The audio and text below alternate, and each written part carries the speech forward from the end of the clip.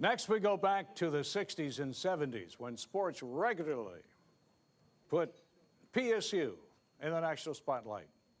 And that was, in large part, due to this Vikings' gifted vision.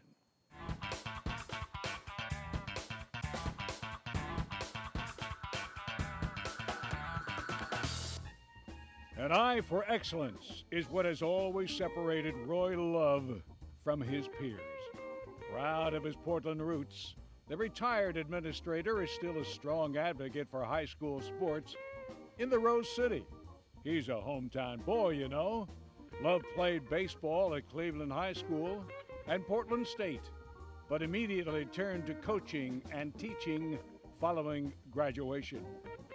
Roy's baseball coaching skills quickly reaped rewards. Portland State finished second in the nation in 1962 and won the Division II West Coast Championship 5 years later. After coaching Viking baseball, football, and golf teams, Love began the first of 2 tours as athletic director, beginning in 1975. It was in that role that Roy may have done his best work. Despite working with limited resources, Love was responsible for hiring the most successful group of coaches in PSU history. Mouse Davis, Don Reed, and Pokey Allen in football, Jack Dunn, baseball, Jeff Mozaki, volleyball, Terry Mariani, softball, Marlon Gran, wrestling, and Greg Bruce in basketball. Those Viking teams set the standard for victories, school records, playoff appearances, national championships. He was known for his ability to spot talented athletes, sometimes just from a chance get-together, and envision their role in PSU athletic success. Roy Love was instrumental in improving scheduling opportunities for Viking teams by helping create 6 different college athletic conferences. Retirement is a relative phrase, you know, when it comes to Roy. He continues to boost Portland area high school athletics with his work on the PIL Hall of Fame and the renewal of the PIL Football Jamboree. Roy Love, a Hall of Famer. Roy Love, right here.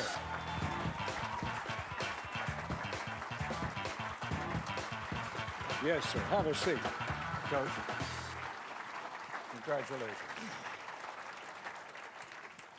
Wow, where do I begin with you? What are you doing these days?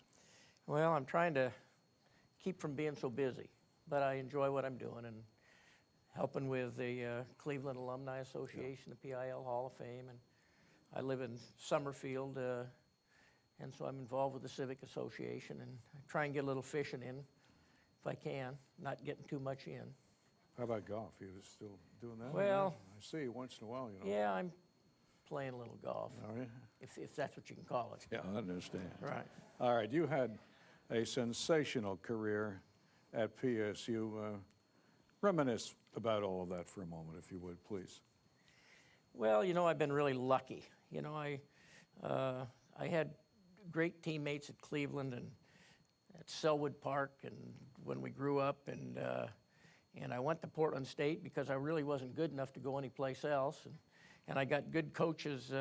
Ran into good coaches there. You know, Mike Tishy and Ralph Davis, and was able to coach with Sharky Nelson and some really great coaches, and I learned to coach, and I learned the importance of hard work, and then Portland State was in a growing situation, and I had the opportunity to take the baseball program when it was on its way up, and we were fortunate to be able to play, you know, against the Don Kirsch's teams and Ralph Coleman's teams and Mel Krause's teams, and you know, so we had Ad Rutschman's teams. So we were able to get a good schedule. We were able to get good players, and I had a tremendous support staff. We had good administrators, had good presidents, and that were supportive of, as the school grew, they felt that the athletic program should grow also, and so that was really positive. It made the job a lot easier. Had a great sports information director in Larry Sellers, and before Larry Sellers, Hal Childs. Yes. And Hal Childs. you know, and then it was mentioned we were able to have great coaches.